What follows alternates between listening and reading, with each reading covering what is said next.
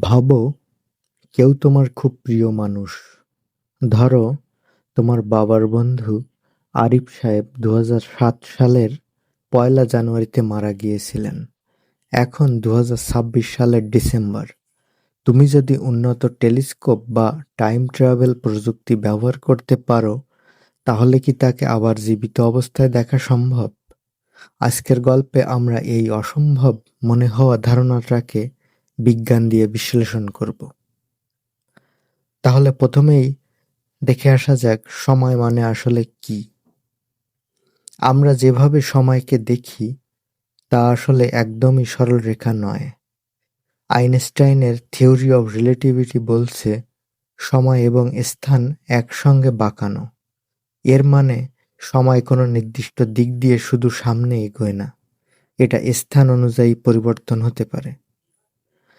যদি তুমি আলোর গতির কাছাকাছি চলতে পারো, তাহলে তোমার জন্য সময় ধীরে যাবে, কিন্তু পৃথিবীতে সময় যাবে দ্রুত।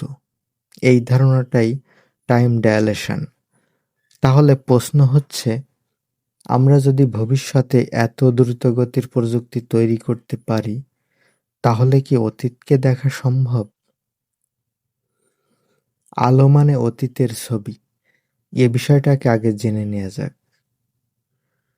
যখন আমরা আকাশের দিকে তাকিয়ে একটা তারা দেখি, আসলে আমরা সেটাকে বর্তমান অবস্থায় দেখি না।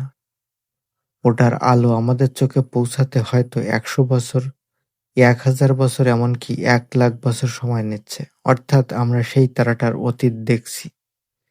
এবার ভাবো, যদি তোমার হাতে একটা টেলিস্কোপ থাকে যা পৃথিবী থেকে এত দূরে স্থাপন করা হয়েছে যে পৃথিবীর ২০০৭ সালের দৃশ্য এখনো সেখানে পৌঁছায়নি। তাহলে তুমি যদি সেই টেলিস্কোপ দিয়ে পৃথিবীর দিকে তাকাও, তুমি ২০০৭ সালের পৃথিবীকে দেখতে পাবে। এমনকি দেখতে পারবে সেই আরিফ সাহেবকেও, যিনি তখন বেঁচে ছিলেন।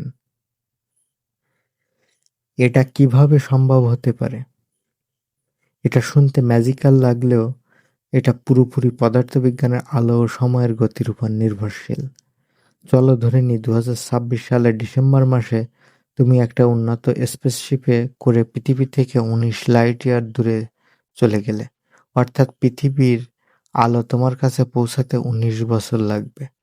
তাহলে তুমি এখন যদি একটি বিশাল টেলিস্কোপ দিয়ে পৃথিবীর দিকে তাকাও, তুমি দেখবে ২০০৭ সালের পৃথিবী।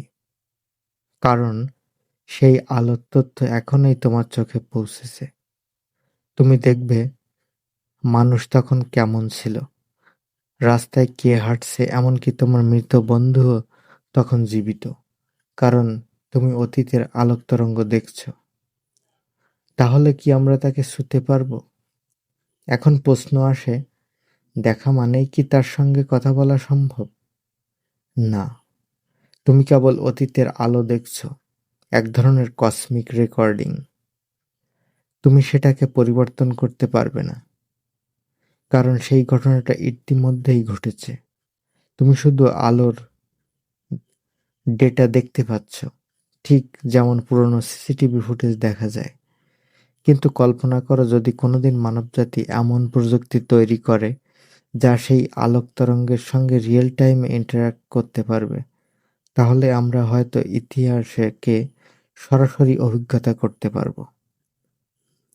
তাহলে দেখা যাচ্ছে টাইম ট্রাভেল করে মৃত মানুষকে দেখা তত্ত্বগতভাবে অসম্ভব নয়, বরং আলো এবং দূরত্বের সঠিক ব্যবহারে সেটা দেখা সম্ভব, যদিও ছোঁয়া বা বাঁচানো সম্ভব নয়। তাহলে প্রশ্ন থেকে যায়, যদি আমরা আলোকে ব্যবহার করে অতীত দেখি, তাহলে ভবিষ্যতে কি দেখা সম্ভব? এই প্রশ্নের উত্তর আসছে তোমার পরের ভিডিওতে।